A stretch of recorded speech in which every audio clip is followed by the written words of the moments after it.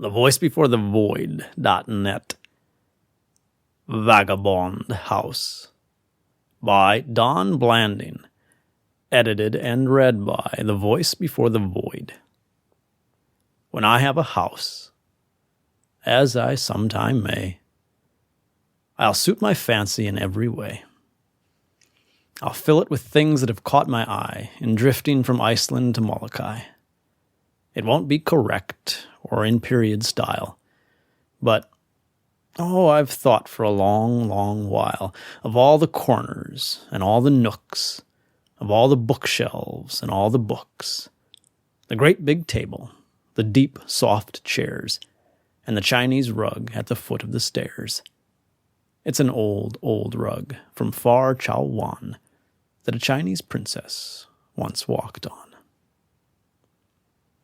My house will stand on the side of a hill, by a slow, broad river, deep and still, with a tall lone pine on guard nearby, where the birds can sing and the storm winds cry. A flagstone walk, with lazy curves, will lead to the door where a pan's head serves as a knocker there, like a vibrant drum, to let me know that a friend has come. And the door will squeak as I swing it wide to welcome you to the cheer inside. For I'll have good friends who can sit and chat, or simply sit, when it comes to that, by the fireplace where the fir logs blaze and the smoke rolls up in a weaving haze. I'll want a woodbox, scarred and rough, for leaves and bark and odorous stuff, like resinous knots and cones and gums to chuck on the flames when winter comes. And I hope a cricket will stay around, for I love its creaky, lonesome sound. A long, low shelf of teak will hold my best-loved books in leather and gold, while magazines lie on a bow-legged stand in a polyglot mixture close at hand. I'll have on a table a rich brocade that I think the pixies must have made, for the dull gold thread on blues and grays weaves a pattern of Puck, the magic maze. On the mantelpiece I'll have a place for a little mud god with a painted face that was given to me, long ago, by a Philippine maid in Olongapo. Then, just in range of a lazy reach, a bulging bowl of Indian beach will brim with things that are good to munch, hickory nuts to crack and crunch, big fat raisins and sun-dried dates, and curious fruits from the Malay Straits, maple sugar and cookies brown, with good hard cider to wash them down, wine sap apples, pick of the crop, and ears of corn to shell and pop, with plenty of butter and lots of salt. If you don't get filled, it's not my fault. Pictures. I think I'll have but 3. One, in oil, of a windswept sea, with the flying scud and the waves whipped white. I know the chap who can paint it right. In lapis blue and deep jade green, a great big smashing fine marine that'll make you feel the spray in your face. I'll hang it over my fireplace. The second picture, a freakish thing, is gaudy and bright as a macaw's wing, an impressionist smear called Sin, a nude on a striped zebra skin by a Danish girl I knew in France.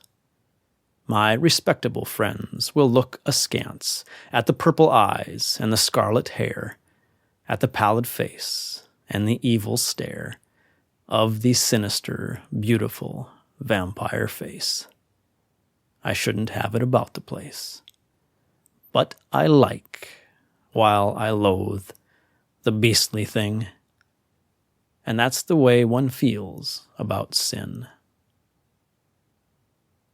The picture I love the best of all will hang alone on my study wall, where the sunset's glow and the moon's cold gleam will fall on the face and make it seem that the eyes in the picture are meeting mine, that the lips are curved in the fine, sweet line of that wistful, tender, provocative smile that has stirred my heart for a wondrous while. It's a sketch of the girl who loved too well to tie me down to that bit of hell that a drifter knows when he knows he's held by the soft, strong chains that passions weld. It was best for her and for me, I know, that she measured my love and bade me go. For we both have our great illusion yet unsoiled, unspoiled by vain regret. I won't deny that it makes me sad to know that I've missed what I might have had. It's a clean, sweet memory, quite apart, and I've been faithful in my heart. All these things I will have about, not a one could I do without. Cedar and sandalwood chips to burn in the tarnished bowl of a copper urn, a paperweight of meteorite that seared and scored the sky one night, a moral kriss, my paper knife, once slit the throat of a Rajah's wife. The beams of my house will be fragrant wood that once in a teeming jungle stood. The roof must have a rakish dip to shadowy eaves where the rain can drip in a damp, persistent, tuneful way. It's a cheerful sound on a gloomy day. And I want a shingle loose somewhere to wail like a banshee in despair when the wind is high and the storm gods race and I am snug by my fireplace. I hope a couple of birds will nest around the house. I'll do my best to make them happy, so every year they'll raise their brood of fledglings here. When I have my house, I will suit myself and have what I'll call my condiment shelf, filled with all manner of herbs and spice, curry and chutney for meats and rice, pots and bottles of extracts rare, onions and garlic will both be there, and soya and saffron and savory goo and stuff that I'll buy from an old Hindu. Ginger with syrup in quaint stone jars, almonds and figs in tinseled bars, Astrakhan caviar, highly prized, and citron and orange peel crystallized, anchovy paste and poha jam, basil and chili and marjoram, pickles and cheeses from every land, and flavors that come from Samarkand. And, hung with a string from a handy hook, will be a dog-eared, well-thumbed book that is pasted full of recipes from France and Spain and the Caribbees, roots and leaves and herbs to use for curious soups and odd ragouts.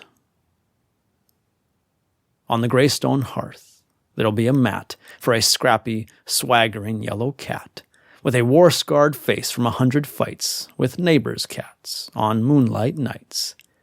A wise old Tom who can hold his own and make the dogs let him alone.